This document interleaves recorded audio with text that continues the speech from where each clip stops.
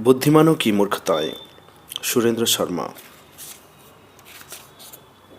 2003।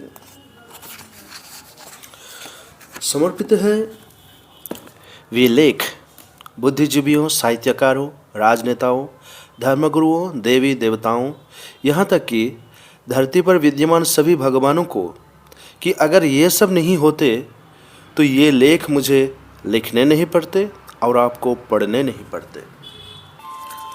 भरपूर स्वागत। सुरेंद्र शर्मा विश्वविख्याति के लोकप्रिय कवि हैं। लाखों श्रोता उन्हें सांस रोक कर सुनते हैं।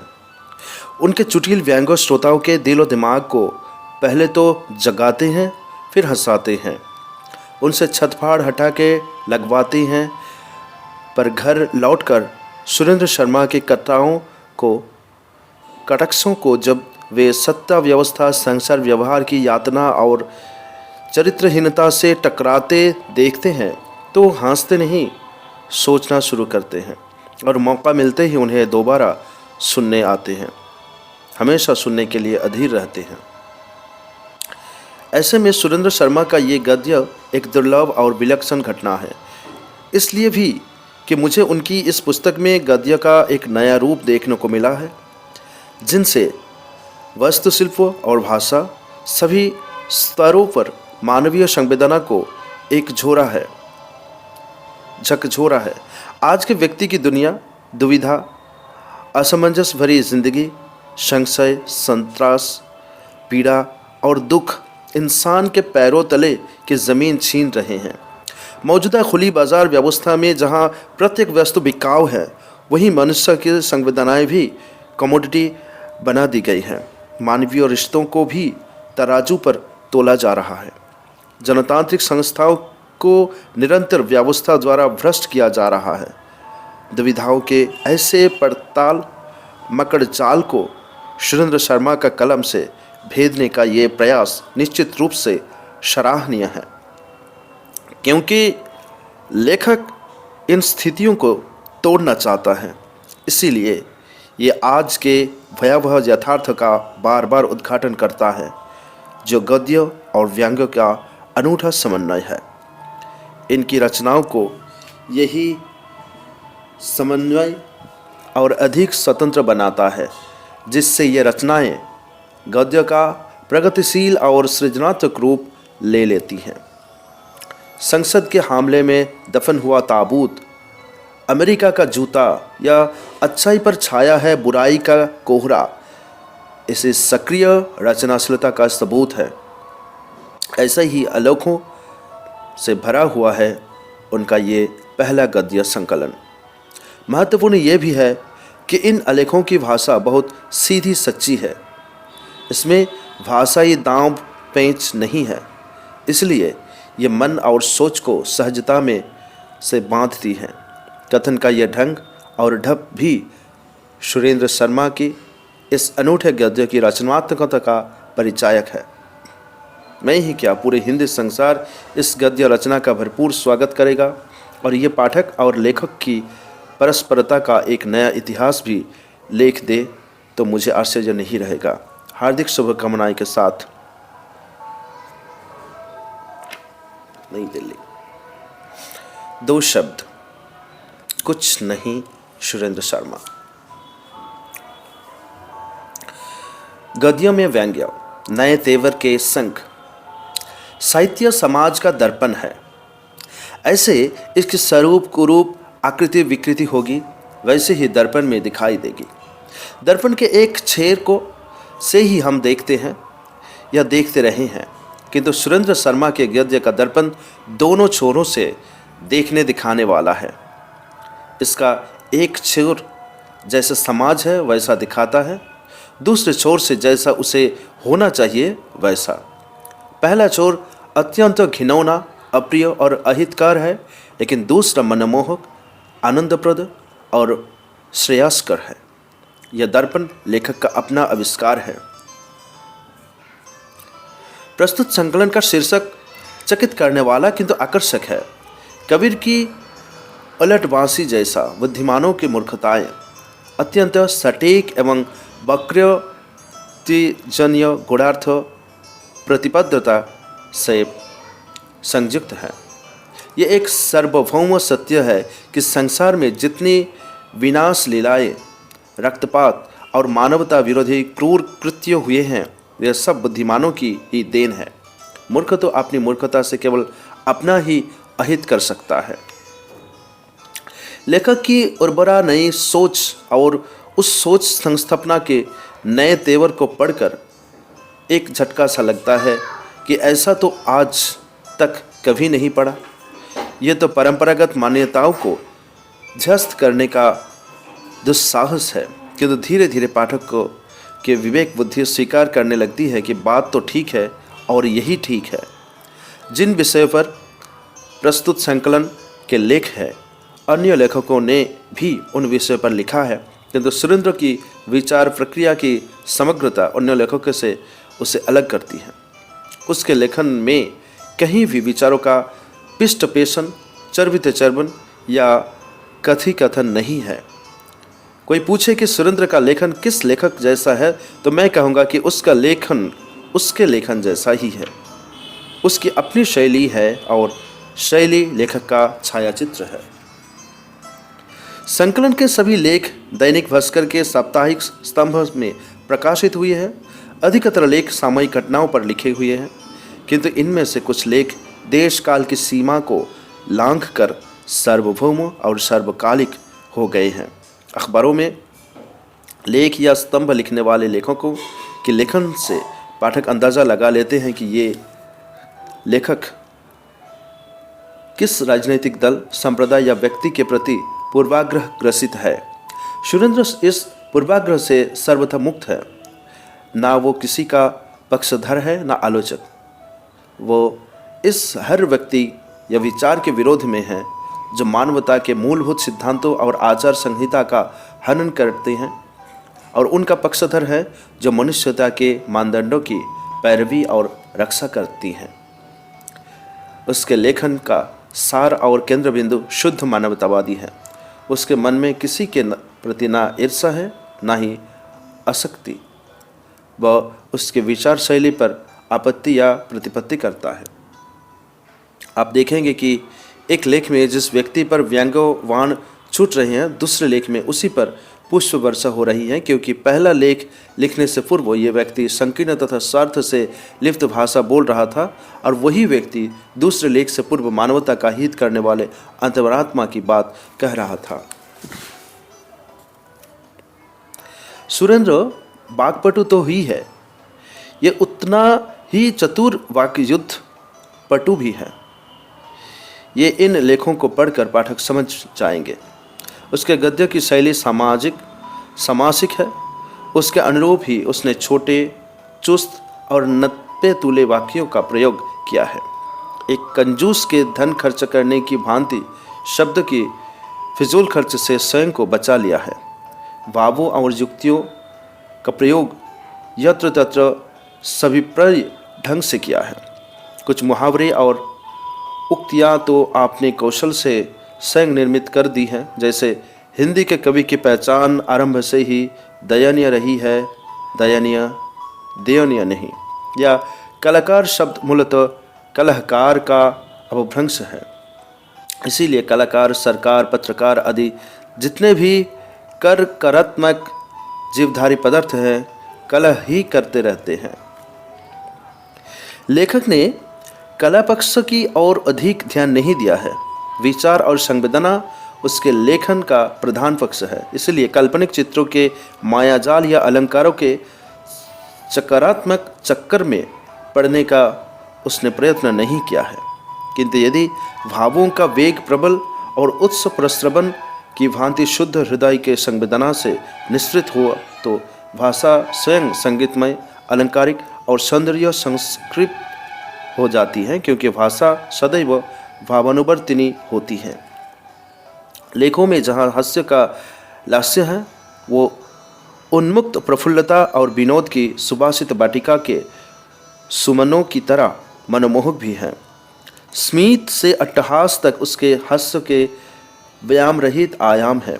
हास्य कहीं भी हास्यास्पद होने की स्थिति में नहीं है। बात में से बात निकलकर कहीं सावन शब्दों के मेघों की भांति मंद मुस्कान की बरसात करता है, तो कहीं पर्वतीय प्रपात की तरह तीव्र हास्य का शुद्ध प्रतिपात। लेखक मूल रूप में कवि है। ये यदि गद्य लिखता है और उसमें सफल सिद्ध होता है तथा परंपरागत चलन को छोड़ नई राह का उन्वेषण कर गई दिशाएं खोजता है, वो सफल गद्यकार होने के साथ साथ एक परिपक्व कवि होने का भी प्रमाण है, क्योंकि गद्य कवि की कसौटी है। गद्य कविता निकष बदंती।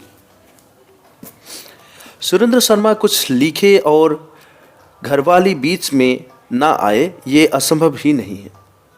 उसके लिए अशोभनीय भी है, क्योंकि कवि के रूप में उसकी ख्याति पत्नी जी के कारण ही है। किंतु उसके लेखों में पत्नी नो हास्य का विषय बनने के लिए नहीं, अपितु लाक्षणिक चातुर्य से लेखक के कथन की पुष्टि करने के लिए तथा उसकी मान्यता पर मोहर लगाने के लिए प्रवेश किया है। लेखक के व्यंग्य की धार सुरस्य धारे पैने में है, किंतु इतनी घातक नहीं कि किसी की भावनाओं का रक्तपात कर दे। समाज के सभी वर्गों की दुष्ट प्रवृत्तियों और दुराग्रहों पर उनके व्यंग्यवान प्रहार करते हैं। वो अपने व्यंग्यों के कटाक्ष से समाज और व्यक्ति के गलित पलित रुग्ण अंगों की शल्य चिकित्सा करने के चिकित्सक धर्म का निर्वहन करता है। उसकी शल्य प्रक्रिया राजनेताओं, समाज सुधारकों, धर्माचार्यों और मानव संवेदना को क्षतिग्रस्त करने वालों देश विदेश के सभी प्रबंधकों तक प्रसारित है।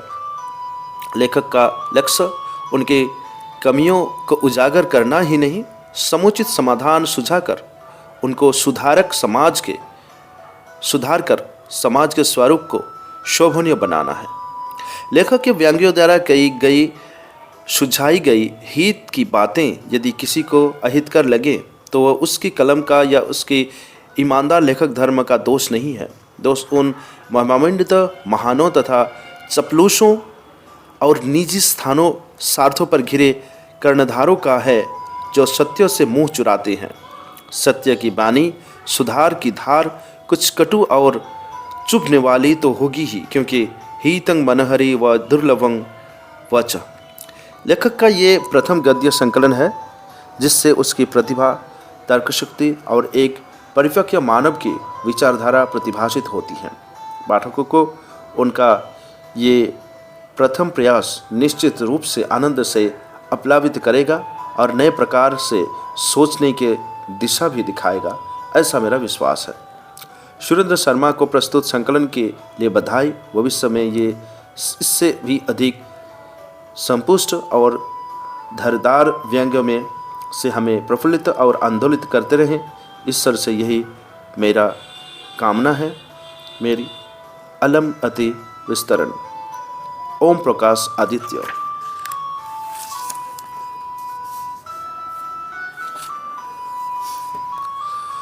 कटघरे में कमलेश्वर, जो मुझसे इन लेखों को लिखवाने के एकमात्र जिम्मेदार हैं, जिन्होंने अधिकार के साथ मुझसे ये करवाया, उन्होंने कहा तो कलम पकड़ ली, अब भूल चूक लेनी देनी। राम कुमार कृषक। मैं इतना आलसी व्यक्ति हूँ कि अगर हाथ और मुंह में ज़्यादा दूरी होती तो भूखा भी मर जाता, पर यह है कि इस बिखरे और कठिन कार्यों को बड़ी सहजता से आप सब तक पहुंचाया।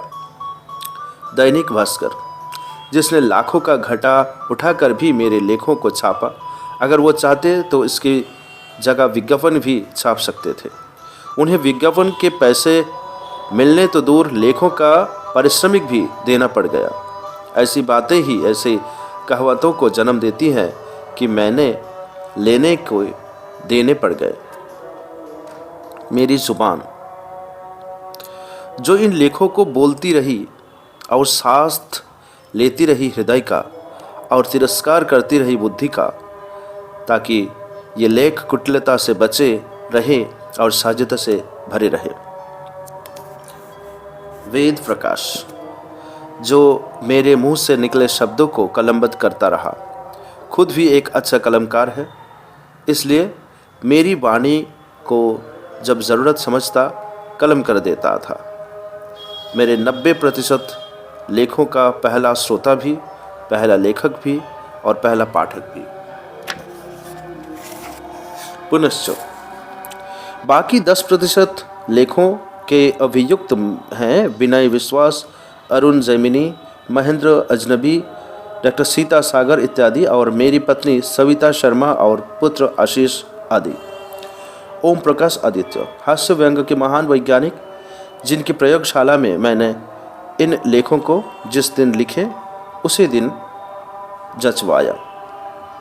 साप्ताहिक खदानें, जो हमारे साहित्य की कभी की भी पीढ़ी रही ही हो, और जिनकी लेखनी या मुख से निकला कोई भी विचार जिनका मैंने इन लेखों में उपयोग किया है। शरद जोशी, अगर आज वो होते तो मैं इन लेखों को लिखने से बच जाता, और लिखता भी तो एक आशीर्वाद भरा हाथ मेरे लेखनी पर और होता। अन्य उपकरण कागज़, कलम, चाय, नमकीन, पानी, सोडा आदि।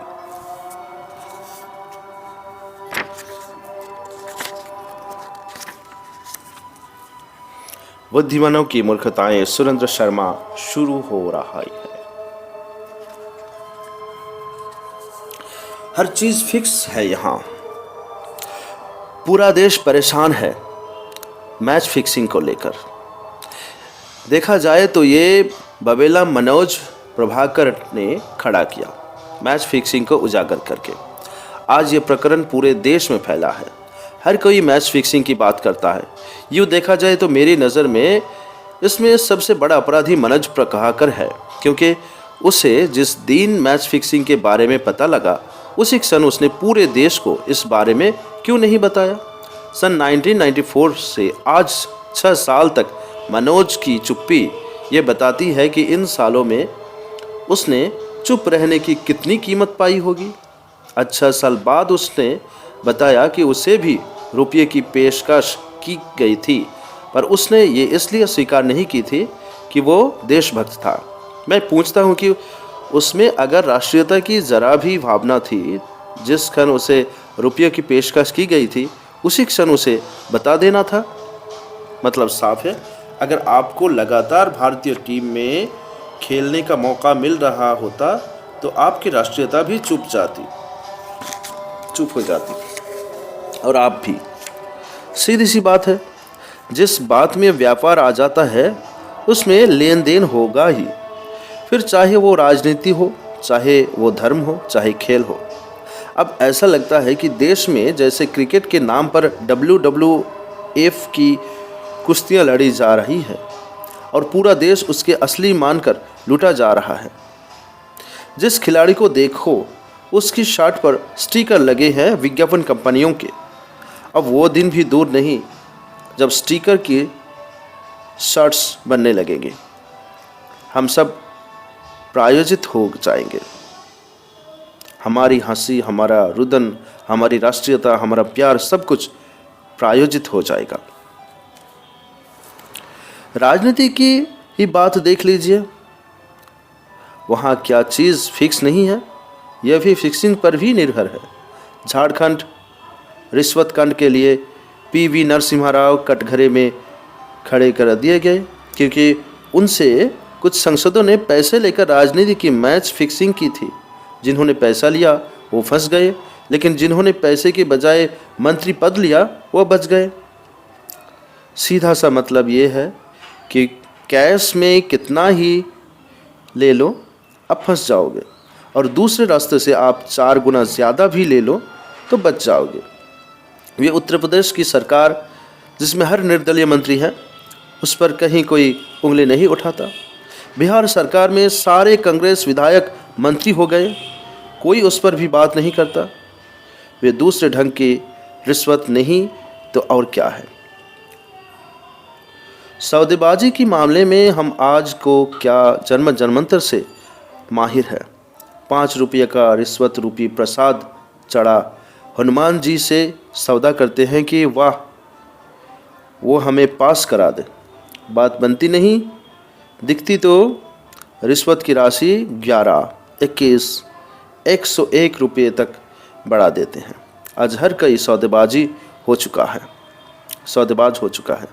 सौदेबाजी हमारे रगों में बसी हुई है, तो खेलों में उसके प्रवेश कर इतना हल्ला बोल क्यों? खेल में सौदेबाजी पर आज पूरे टीवी चैनल अपना कार्यक्रम देने में लगे हैं। देश और विदेश के सारे अखबार इस पर अपने पन्ने खराब कर रहे हैं। वजह यही है कि सौदेबाजी को दिखाकर इन सब की विज्ञापनों से अच्छी धंधेबाजी हो रही है। हम सोच समझकर कोई काम नहीं करते और काम करने के बाद में भी ये नहीं सोचते कि हमने ठीक किया है या गलत। तकलीफ यही है दोस्त, इस देश में हम खेलों को गंभीर समस्या समझते हैं और गंभीर समस्याओं को खेल समझ लेते हैं। 14 मई 2007।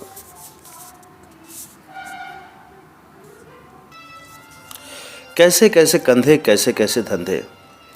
उम्र के दहलीज पर पहुंचने पर मेरे पिता ने मुझसे कहा था कि अब तेरे कंधों पर परिवार का भार है, और मैंने स्वीकार कर लिया था, क्योंकि मैंने उसे भार नहीं आभार माना था पिता का, जो कभी उनके पिता ने भी उनको दिया होगा।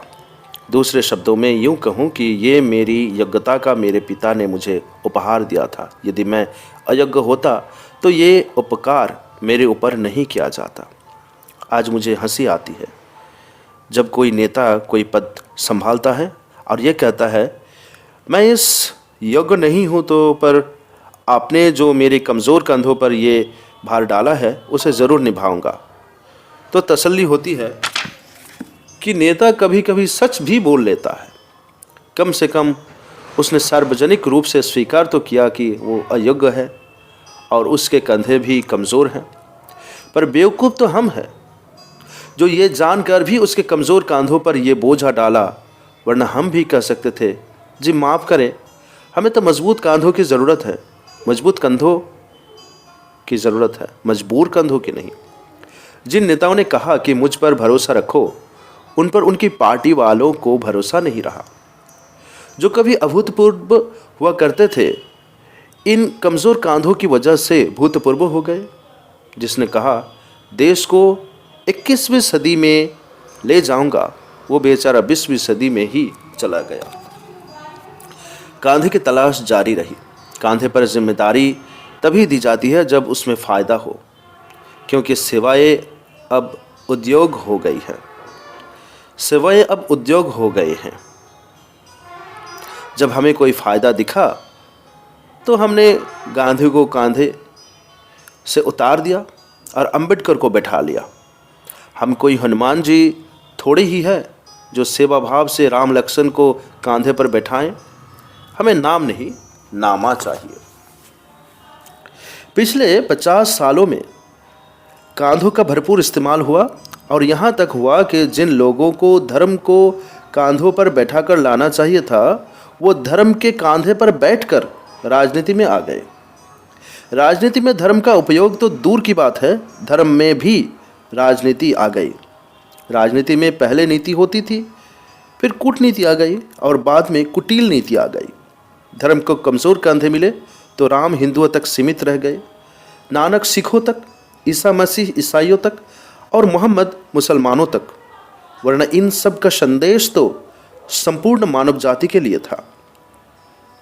ये कंधे ही तो हैं जिन पर प्रेमी प्रेमिका सर रखकर आजीवन साथ रहने की कसम खाते हैं। अगर सारे देशवासी कंधे से कंधा मिलाकर चलें तो विकासशील कहलाने हैं, और कंधे से कंधा भिड़ाकर चले तो पिछड़े हो जाते हैं। कितना फ़र्क पड़ जाता है कंधा मिलाकर और कंधा भिड़ाकर चलने में। सारी बातों का निचोड़ यही है कि कंधे मजबूत भी होते हैं, कंधे कमज़ोर भी होते हैं, कंधे मजबूर भी होते हैं, कंधे स्वार्थ भी होते हैं। आओ 100 करोड़ लोग मिलकर किसी मजबूत कंधे की तलाश करना अब छोड़ दें और अपने कंधों का मजबूत करने का प्रयास करें, वरना यह स्वार्थी कंधे कभी ऐसा ना हो किसी दिन इस देश को कंधों पर ले जाएं और हम राम नाम सत्य है बोलते ही रह जाएं। 21 मार्च 2000।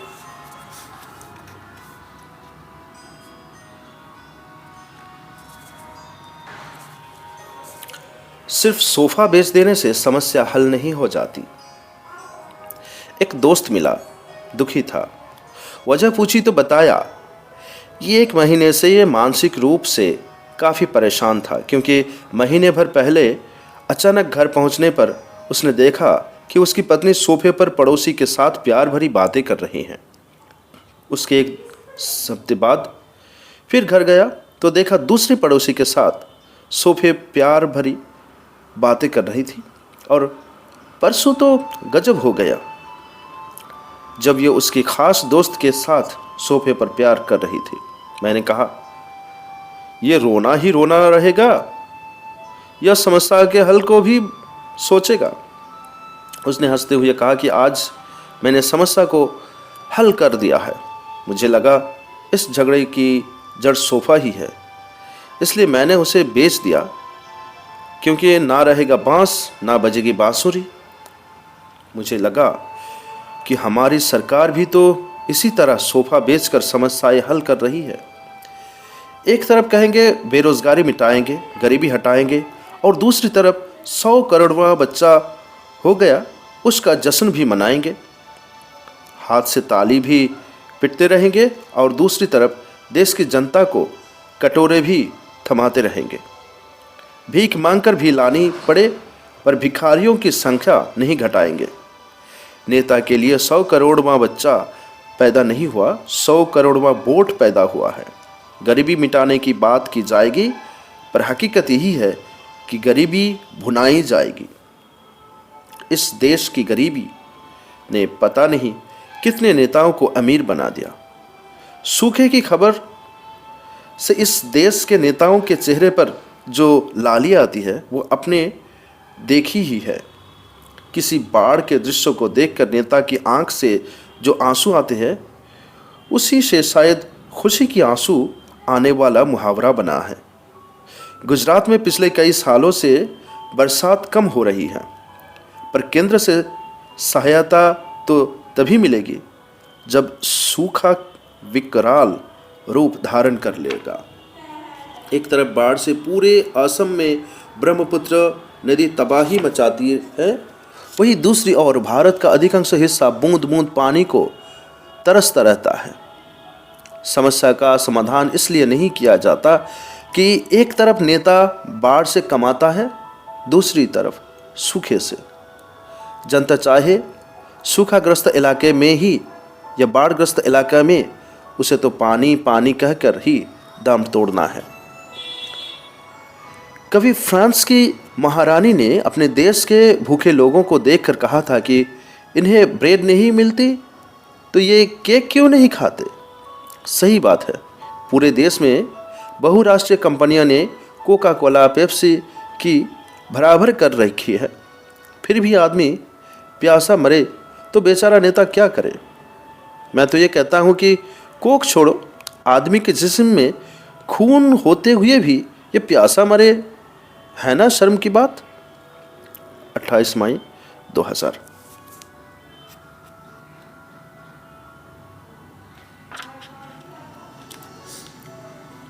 स्वच्छ हवा हमें बीमार कर सकती है। जब से अमेरिका के प्रवास पर हूँ तभी से तबीयत खराब है। सोचा इतनी स्वच्छ हवा, इतना स्वच्छ पानी, कोई प्रदूषण नहीं, खाने की चीज़ें में कोई मिलावट नहीं, फिर ये सब कैसे हुआ। काफ़ी देर बाद समझ में आया कि जिस शरीर को सालों तक प्रदूषण में रहने की आदत पड़ गई हो, उस शरीर के लिए स्वच्छता ही प्रदूषण बन गई। कमल को साफ पानी दे दो तो वो नहीं खिलेगा, उसे तो कीचड़ में ही खेलने की आदत है। इस पर मैंने मजाक मजाक में अपने कवि मित्रों से कहा कि अगर सूअर को हलवा खिला दो तो उसकी तबीयत तो खराब होगी ही।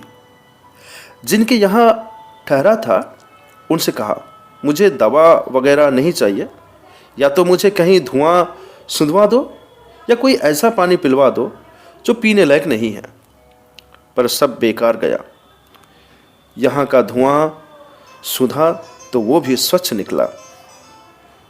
मुझे याद है, एक भारतीय हवाई जहाज से पहली बार अमेरिका उतरा।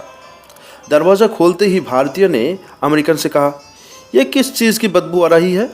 तो अमेरिकन ने कहा, यह बदबू नहीं, ताज़ा हवा है।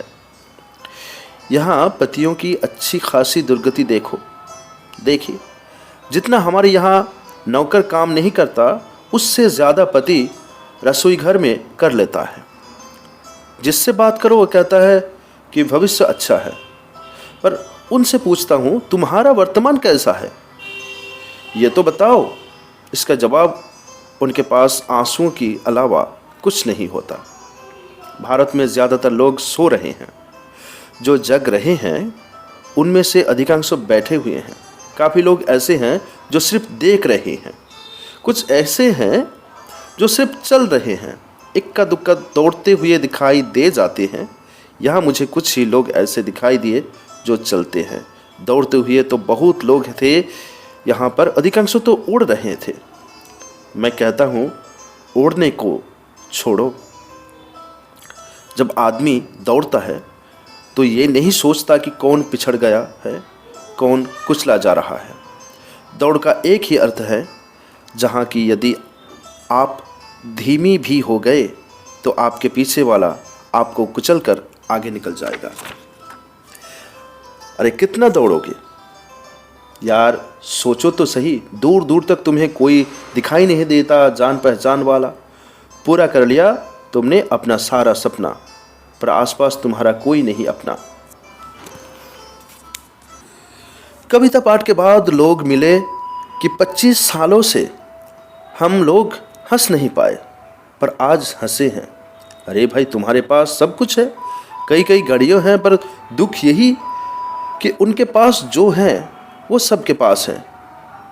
फिर किस बात पर खुश हुआ जाए। हम भारत में इसलिए हंस लेते हैं कि दूसरे हमसे ज़्यादा दुखी दिखाई देती हैं। हमारे पास खुश होने के कारण है। भला हो हमारे देश की गरीबी का, जिन्होंने हमें अमीर बना दिया। मैं पूछा हूँ, पैर छूता हूँ हमारे देश के आंसू बहाने वाले लोगों के, जिनके वजह से हम हंसे जा रहे हैं। जहाँ सारे ही अमीर हों वहाँ दुख ही दुख है। हर एक को अपनी बगल वाला अपने से बड़ा नज़र आता है। बेचारे अमीर किस बात पर हंसे, उनके पास पैसा है, ये कोई कहने वाला नहीं मिलता। कोई दरवाजे पर आकर ये नहीं कहता, सेठ जी कुछ दे दो, बड़ा भूखा हूँ। समृद्धि भी अजीब चीज़ है। उसकी अकड़ तभी तक रहती है जब तक गरीबी निहारती रहे, उसकी आरती उतारती रहे। हकीकत में देखा गए तो अमेरिका में हर एक ने अपने अपने ताजमहल निर्मित कर लिया है, जिनमें वे खुद जिंदा लाशों की तरह रह रहे हैं और सोच रहे हैं कि हमारी थालियाँ तो सोने की हो गई, अब रोटियों सोने की कैसे करें। 4 जून 2000। वे नीचे आने का रास्ता भूल गए हैं और हम ऊपर उठने का। अमेरिका से भारत लौटने में 3 दिन बाकी रह गए हैं। मैं तन की बार कर रहा हूँ। मन तो बहुत पहले ही भारत लौट चुका है। धरती की हरियाली मन की हरियाली से हार गई। देखा जाए तो आदमी ज़मीन पर चलता हुआ भी अच्छा लगता है, आकाश में उड़ता हुआ नहीं। ये लोग आकाश में उड़ रही हैं, हम ज़मीन में घस रही हैं। ये लोग नीचे आने का रास्ता भूल गए हैं और हम में ऊपर उठने की ललक ख़त्म हो गई है। हम तो साधु संतों की बस इस बात पर यकीन करते रहें कि हमारी जो दयनीय स्थिति है वो प्रारब्ध के कारण है। किसी से बढ़ने के लिए कहो तो वो यही कहता है कि पुनर्जन्मों के फल है जो भुगत रही है।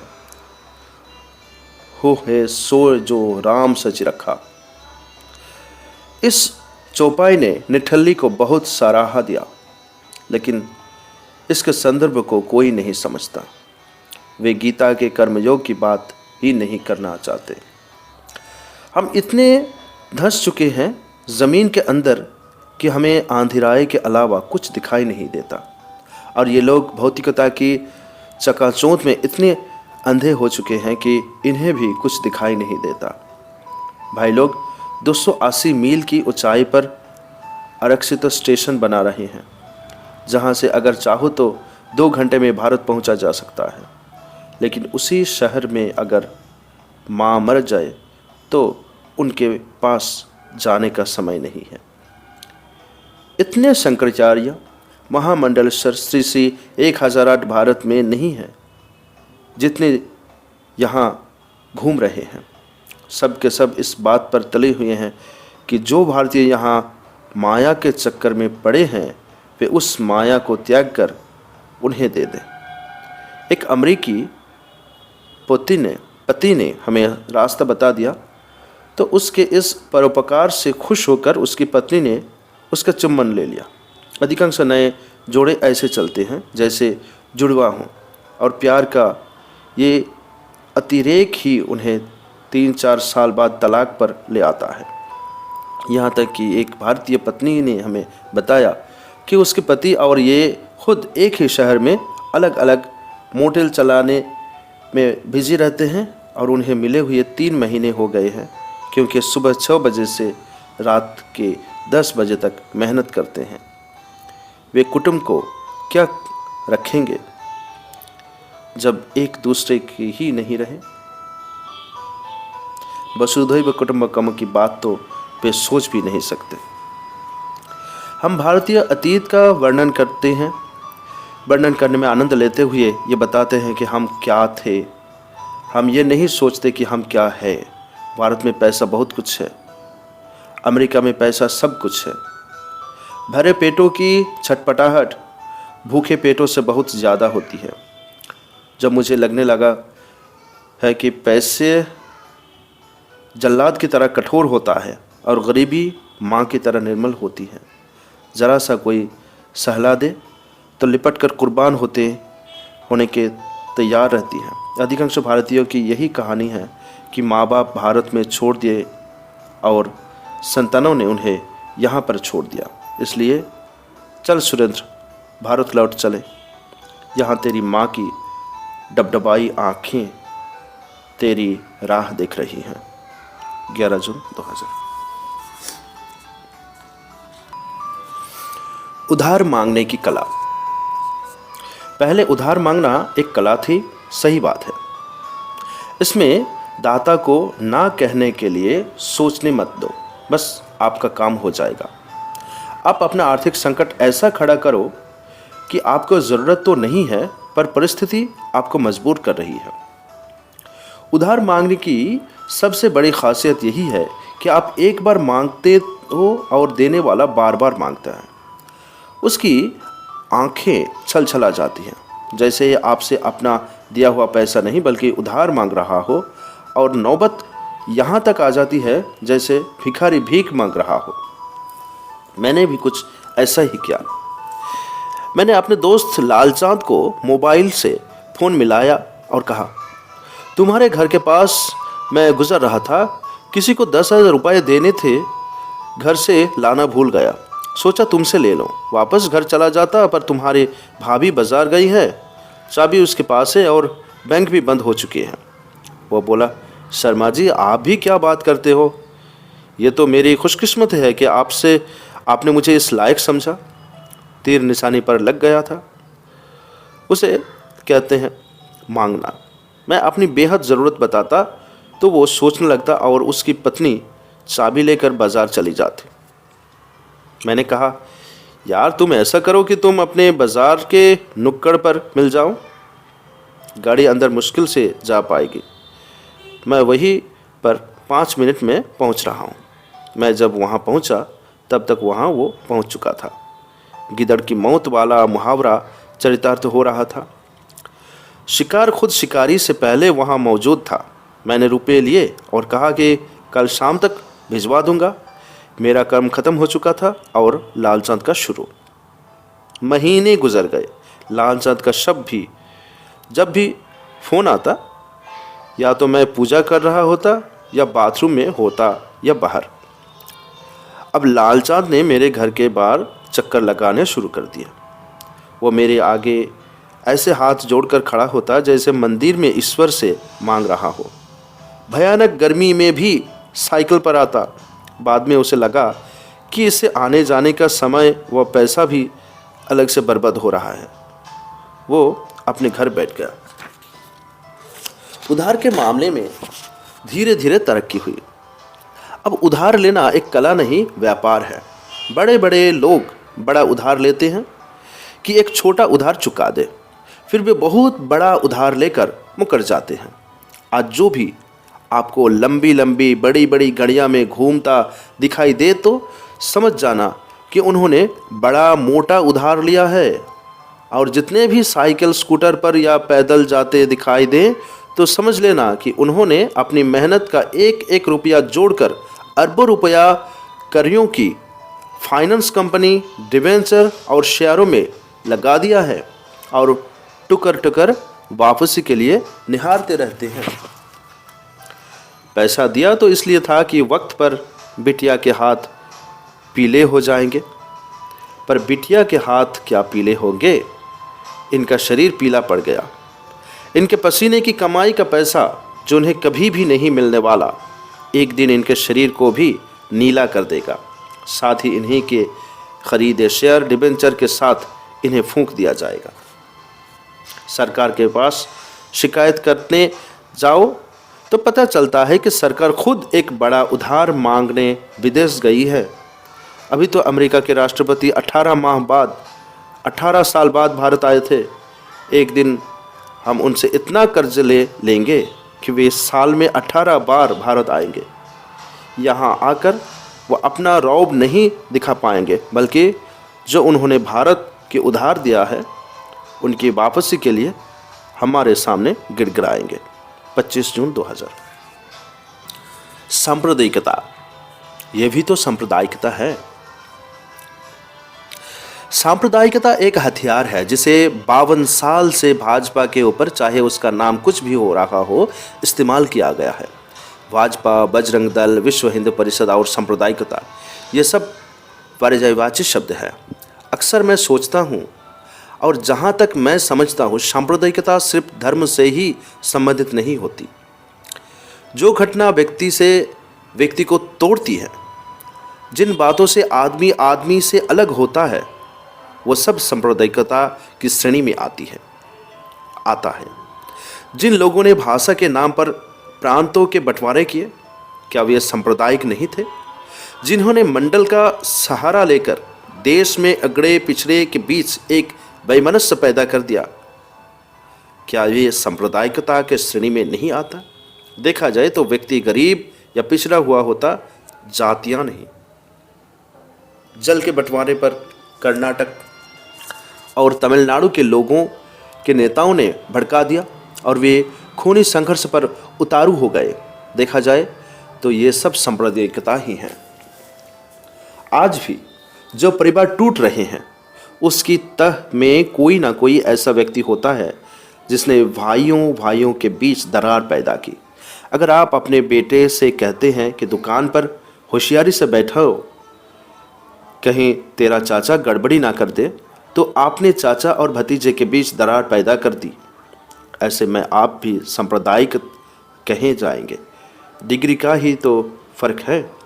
आप दो व्यक्तियों के बीच दरार पैदा कर रहे हैं, कई हजारों कई लाखों के बीच में दरार पैदा कर रहा है। दरअसल आदमी को जोड़कर चलने के लिए काबिलियत की आवश्यकता होती है। किसी बड़े उद्योग धंधे को चलाने के लिए एक काबिल शक्ति की ज़रूरत होती है, और जब आप अपने को इस लायक नहीं समझते तो आप छोटी छोटी दुकानें खोल लेते हैं। और इस सब के पीछे एक की ही मकसद है नेतागिरी। आपको एक दुकान नेतागिरी की खोलनी है, इसके लिए आप किसी भी हद तक नीचे उतर सकते हैं। ज़रूरी नहीं वो नेतागिरी सिर्फ राजनीति की हो, वो धर्म की भी हो सकती है, वो समाज सेवा की भी हो सकती है, या किसी और क्षेत्र की भी। अब देखो ना, देश का कई हजार करोड़ खर्च होने के बाद किसी मेधा पटकर को पर्यावरण की याद आती है। विश्वविद्यालय के नाम बदलने पर हम खून खराबा कर सकते हैं, आंदोलन कर सकते हैं। वही आंदोलन हम सार्थक रूप से करते तो नया विश्वविद्यालय खुलवा सकते थे। 26 जनवरी की परेड में शिवाजी की झांकी इसलिए नहीं निकाली जा सकी कि शिवाजी के साथ हाथ में गिरवा झंडा था, जिससे कई लोगों को सांप्रदायिकता की बू आती थी। जबकि हकीकत यह है कि उस समय में राजाओं के झंडों का रंग गेरुआ ही होता था। हमने हरा रंगा मुसलमानों का मान लिया। रंगों की मालूम भी नहीं होगा कि वो एक दिन सांप्रदायिक हो जाएंगे। ईश्वर ना करे उसकी दी हुई हर चीज़ सांप्रदायिक हो जाए। गंगा सिर्फ हिंदुओं की ही प्यास बुझाए, चांद सिर्फ मुसलमानों को चांदनी दे, सिखों द्वारा उगाए गए अनाज सिर्फ उन्हीं की भूख मिटाए।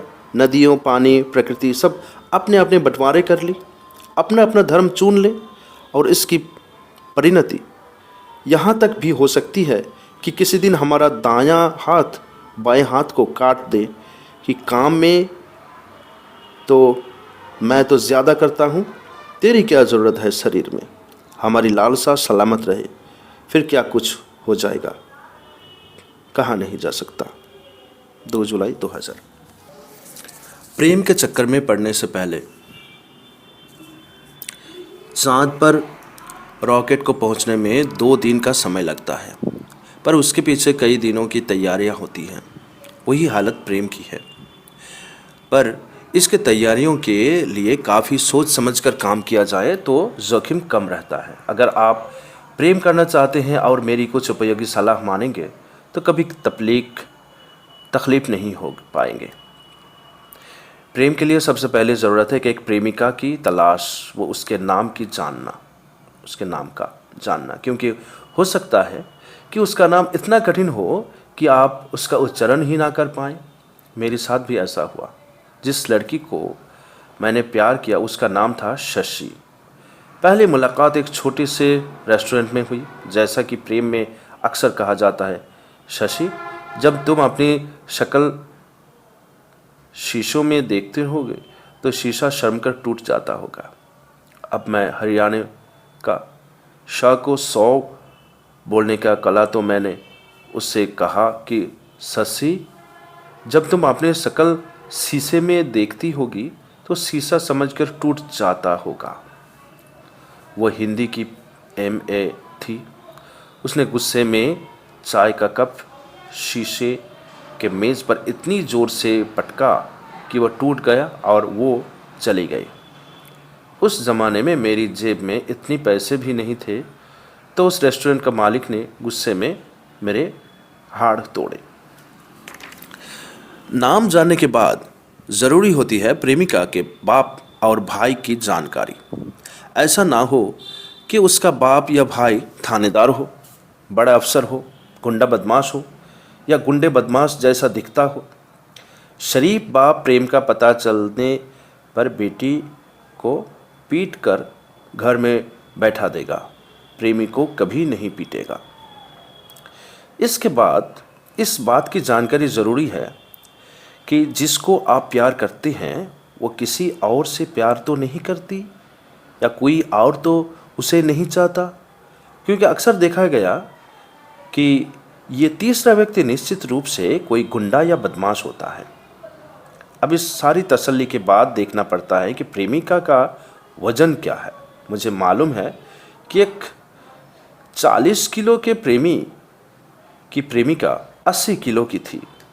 प्रेमिका ने फिल्मी अंदाज में कहा, मुझे अपनी बाहों में बुलाओ। बेचारा प्रेमी मरता क्या करता। जैसे ही प्रेमिका को बाहों में बुलाने के लिए उठाया, खुद मौत की बाहों में झूल गया। इन सब सलाहों पर आप चलेंगे तो आप शारीरिक रूप से सुरक्षित रहेंगे, उसकी भी गारंटी मैं लेता हूँ। अब दूसरा पक्ष लेते हैं। प्रेम करने का उद्देश्य व इसकी अवधि यह भी पहले से तय करना जरूरी है कि आप अल्पकालीन, दीर्घकालीन किस प्रकार के प्रेम में आपकी रुचि है। कहीं ऐसा ना हो कि आप एक अस्थायी प्रेम करने निकले और वो स्थायी बनकर गले पड़ जाए। अस्थायी प्रेम में प्रेमिका से सिर्फ यही कहना काफ़ी है कि मैं तुमसे दोस्ती करना चाहता हूँ। दीर्घकालीन प्रेम के डायलॉग हैं, मैं तुम्हारे बिना रह नहीं सकता, या सारी रात मुझे नींद नहीं आती। साथ ही ये कहना कि सपने में मुझे तुम ही दिखाई देती हो। अल्पकालीन प्रेम में इन सब बातों को कहने से बचना नितांत ज़रूरी है, नहीं तो आप खतरे में पड़ सकते हो। अब आता है सबसे महत्वपूर्ण पक्ष। प्रेम पर आप अनुमानित कितना खर्च करता रहते हो, कितना खर्च करना चाहते हैं। क्योंकि मैंने अक्सर देखा है कि किसी पुल के निर्माण में अनुमानित व्यय 100 करोड़ रुपये होता था और समय लंबा होने से उसकी लागत हो गई 300 करोड़ रुपये। सरकार के पास पैसा नहीं था, इसलिए वह पुल बनवाना छोड़ दिया। प्रेम में भी ऐसा होता है, समय लंबा खींच जाए, प्रेमिका घास तक ना डाले और आपका पैसा आने जाने में ही खर्च हो जाए तो आपका सारा किया धरा चौपट हो जाएगा। इसलिए जहाँ तक हो सके प्रेम को निर्धारित समय अवधि में ही कर लेना चाहिए ताकि लागत आपके अनुमानित व्यय से बढ़ ना सके। लीजिए, मेरी इन सब सलाहों को गांठ में बांधिए, घर से बाहर जाइए, वहाँ आपकी प्रेमिका आपका इंतज़ार कर रही है। 9 जुलाई 2000। स्वतंत्रता जो रोग बन गई। मेरे पुत्र ने मुझसे कहा, पापा मुझे स्वतंत्रता चाहिए। मैंने कहा, तुम बड़े हो गए हो, जहाँ जाना चाहो वहाँ जाओ, जहाँ रहना चाहो वहाँ रहो, खुद कमा सकते हो। वो बोला, नहीं, रहूँगा खाऊंगा तो मैं आपके यहीं ही, पर मुझे स्वतंत्रता चाहिए। मैंने कहा, कैसी स्वतंत्रता? वो बोला, मैं जहाँ चाहूँ वहाँ जाऊँ, सब जिससे चाहूँ जब जिससे चाहूँ मिलूँ, शोर करूँ, चुप रहूँ, तोड़ फोड़ करूँ, जैसे चाहूँ वैसे रहूँ, काम करूँ या ना करूँ। जब मैं काम ना करूँ तो भी आपसे खर्च लेने का अधिकार रखूँ। मैं कुछ जवाब देता उससे पहले ही बेटी आ गई। बोली, ये क्या प्यापा, क्या अंधरगर्दी है? इस घर में तो जीना ही गुनाह है। नए नए फैशन आ रहे हैं, रोज़ नए डिस्को खुल रहे हैं, इन सब में खर्चा तो लगता ही है। अब जानते हैं मुझे घर का खाना अच्छा नहीं लगता, उसमें कुछ रस नहीं आता। और अब तो लड़कियों इस नए समाज में अपने बॉयफ्रेंड के साथ घूमती रहती हैं। आप चाहते हैं मैं ज़िंदगी भर शादी के खूंटे में बांधकर एक ही लड़के से बंध जाऊं? मैं उनसे नहीं हूं, उनमें से।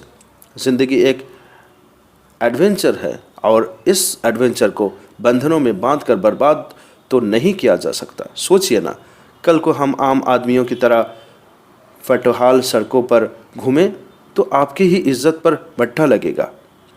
वो आपसे नहीं हो सकता तो बंटवारा कर दो, ताकि ना आपको परेशानी हो और ना हमें। मैंने कहा, बंटवारा तो कर देता हूँ बच्चे, पर मुझे इतना तो बताओ, ये पूरी जायदाद जो बुजुर्गों ने मुझे दी थी उसमें मैंने कुछ बढ़ाया ही है। मुझे एक दिन तो ऐसा बताओ जब तुम्हें आज तक एक पैसा भी कमा कर दिया हो।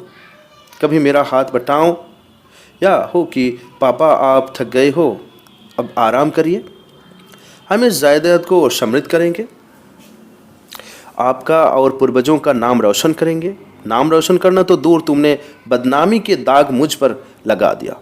कब तक मैं तुम्हें घर बैठा कर खिलाता रहूँगा? मुझे क्या मालूम नहीं कि मेरे दुश्मन से तुम हंस हंस कर बातें करते हो और मेरे ही सामने रहते हो ताकि मैं सीखता रहूं? मुझे दुखी करने में तुम्हें एक तरह का संतोष ही मिलता है।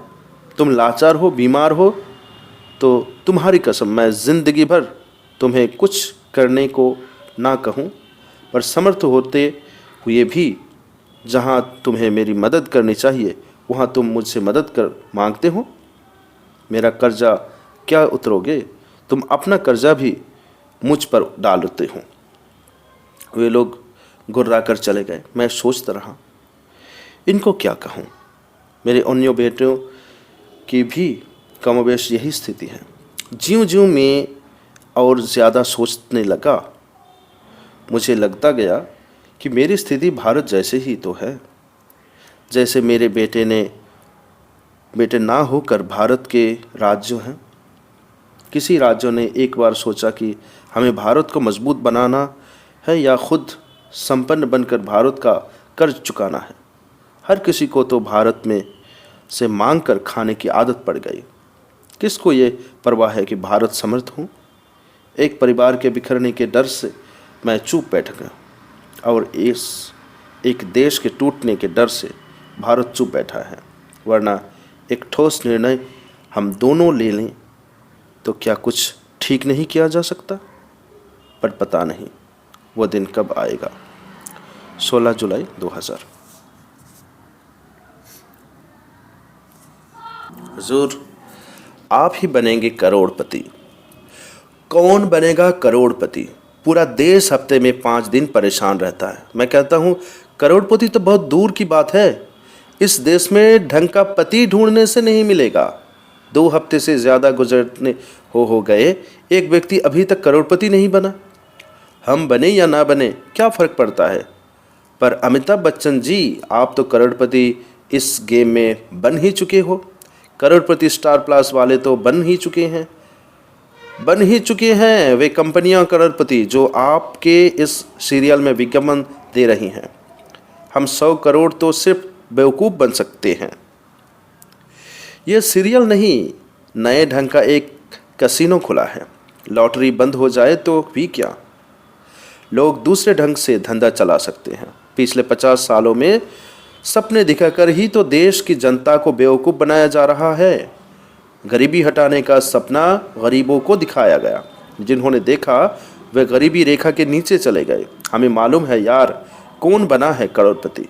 इस देश में भूखा सूखा पड़ जाए तो सूखे के नाम पर चंदा लेने वाले लोग करोड़पति बन जाते हैं। बाढ़ आ जाए तो क्या कहने, करोड़ों लोगों के आंसू भुनाकर किसी तरह से कुछ लोग करोड़पति बन जाते हैं। ये इस देश में आसानी से देखा जा सकता है। गांधी ने अपनी पूरी जिंदगी एक लंगोटी में गुजार दी और उसी के नाम लेकर नेता करोड़पति हुआ, अरबपति हो गए। अमिताभ बच्चन, देश के लोगों को ये मत सिखाओ कि सुविधा से कैसे करोड़पति बन जाता है। सिखाना है तो सिखाओ कि संघर्ष करके आदमी करोड़पति बनता है। हमें सब मालूम है कि कैसे तुम्हारे इस सीरियल की तरह 50-50 में आधा माल तस्कर खा जाते हैं और आधा उसकी मदद करने वाले लोग, चाहे वो नेता हो या अफसर। किस तरह ऑनलाइन पर करोड़पति बनाया जाता है। एक फ़ोन कॉल किसी गिरोह का आता है और उसे पाने वाला डर की वजह से नोटों का बक्सा उसका बताए स्थान पर पहुंचा देता है। सुविधा से करोड़पति बनने वाले की एक लंबी सूची हमारे पास है, जिसमें कई हर्षद मेहता, कई चारा खाने वाले, कई यूरिया पचाने वाले मिल जाएंगे और आपकी ही ABC कंपनी में अपने पसीने की कमाई से आपको आपके शेयर प्रीमियम पर खरीद कर कई गरीबों ने आपको करोड़पति बनाया है। अब मैं आपसे 1 करोड़ रुपये का एक ही सवाल पूछना चाहता हूँ, जवाब देंगे? देश की बेरोजगारी, गरीबी कैसे मिटेगी? A, आपके द्वारा, 2, स्टार प्लस द्वारा, C, नेताओं द्वारा, D, संघर्ष द्वारा। मुझे मालूम है सिर्फ 1 करोड़ के लालच में इस सवाल का आप सही जवाब नहीं बताओगे, क्योंकि सुविधा से कमाने वाले लोग औरों को संघर्ष का रास्ता दिखाकर खुद भूखों मरना नहीं चाहेंगे। 29 जुलाई 1945 का महत्व। हज़ारों साल नरगिस अपनी बेनूरी पे रोती है, बड़ी मुश्किल से होता है चमन में दीदावर पैदा। लिखने वाले तो सही लिख गए, लेकिन उस दीदावर से भी तो पूछे कि जो पैदा हुआ और उसे कोई पूछने वाला ना रहा, गुमनाम गलियों में भटक रहा है। 29 जुलाई के पूरे देश के अखबार छान मारे, कहीं कोई जिक्र नहीं, कहीं कोई शोर शराबा नहीं, कहीं उत्सव नाम की कोई चीज़ नहीं। इस देश में 40-50 टीवी चैनल चला रहे हैं, कहीं भी तो जिक्र नहीं। 24 घंटे समाचारों का प्रसारण होता है, कहीं ये नहीं बताया गया कि 29 जुलाई इस देश में क्यों महत्वपूर्ण है। होली, दिवाली, दशहरा, 2 अक्टूबर, 15 अगस्त, 26 जनवरी सब महत्वपूर्ण है। हकीकत यह है कि कोई पत्रकार या संवाददाता कोई नई चीज़ खोजता ही नहीं चाहता। माधुरी दीक्षित किन फिल्मों में पहले आए, बाद में किन में आए, सब याद है, लेकिन किसी से पूछ लो भाई 29 जुलाई क्यों महत्वपूर्ण है, तो सब मौन हो जाएंगे। मुझे तो कई बार ऐसा लगने लगता है कि इसका जवाब मेरे अलावा कोई नहीं जानता। दिमाग पर जोर मत डालो, सन भी बता देता हूँ। 1947, जब दूसरा विश्व युद्ध अपने चरमोत्कर्ष पर था, एटम बम की धमकी से संसार भयभीत था, तब गीता के श्लोक यदा यदा ही धर्मस्य की चरितार्थ करते हुए कोई चमत्कार हुआ था इस धरा पर। उसके आने के एक दो महीने बाद ही विश्व युद्ध समाप्त हो चुका था। अंग्रेज भारत छोड़ने का मन बना चुके थे। गांधी अस्वस्थ हो गए थे। नेहरू, पटेल, सुभाष के माथे की परेशानी की लकीरें लोग मिटी हुई देख रहे थे।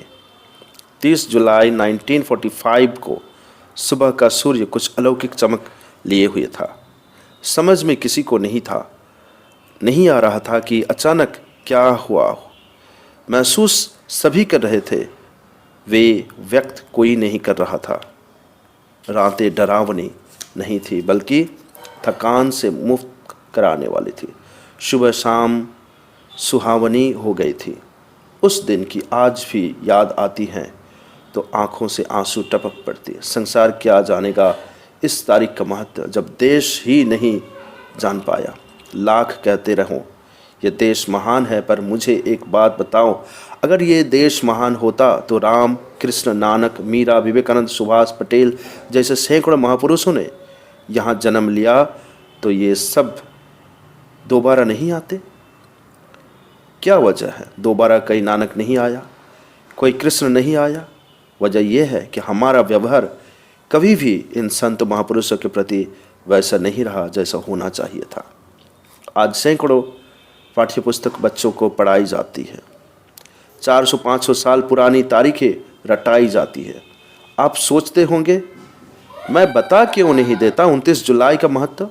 बता भी दूंगा तो क्या फ़र्क पड़ता है? अगले साल फिर वही होगा जो इस साल हुआ है। 100 करोड़ लोगों की आंखें शर्मसार हो जाएंगे।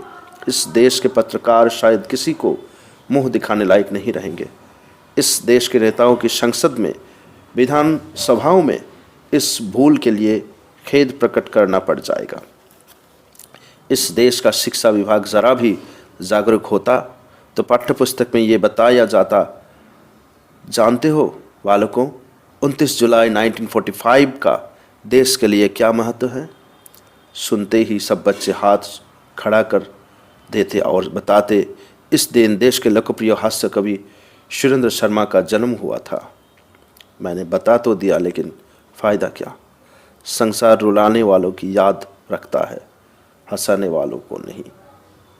30 जुलाई 2000।